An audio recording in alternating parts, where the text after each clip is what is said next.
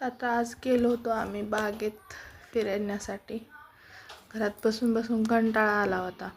आदिती बघा कशी करते, इकडं खेळू का तिकडं खेळू, तिला काय कळतच नाही. कशी पळती इकडून इकडं इकडून इकडं, तिला काय सुचतच नाही. शेवटी खेळली पण पडली. इकडं बघा माझी नणंद सगळे जीन्स, तिघींनी पण जीन्स घातलेली, आदित्यनी, तिच्या आत्यानी. परत हे चिमणी बघून ना मला आठवण आली, माझी नणंद याच्यावरनं पडली होती.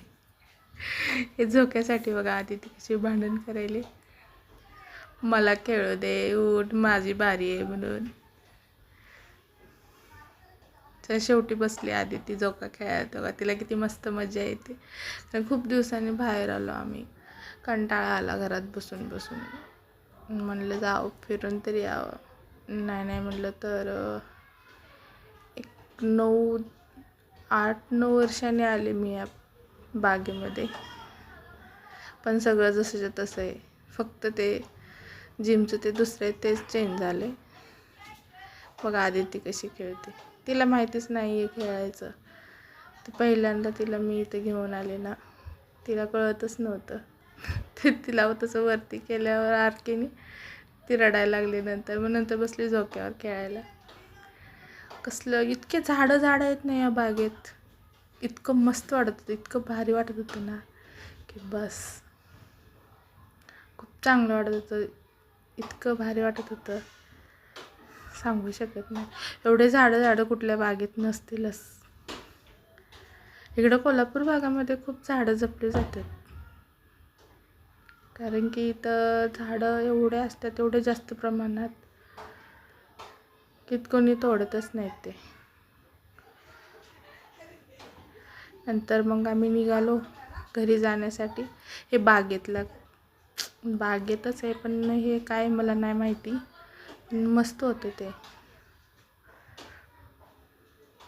किती दाट झाडी आहे बघा, एकदम मस्त. चला म्हणलं थोडासा व्हिडिओ करावा इथला. व्हिडिओ पण केला. जायच्या पुढं जाताना एकदम कसलं भारी बांधकाम वगैरे असं आहे. कोल्हापुरामध्ये बघण्यासारखे खूप ठिकाण आहेत चांगले. पण मी जास्त नाही फिरले, कारण माझ्या मिस्टरांनी मला जास्त दाखवलंच नाही, जास्त फिरलेच नाही ते. एवढंच आहे बघायचं, एवढं सिम्पलमध्ये आणि हॅप्पी व्हायचं बस, एवढ्यातच खुश. किती मस्त आहे बघा, एकदम भारी आहे. झाडच किती प्रमाण आहे ते बघा ना, एवढी झाडी की बस.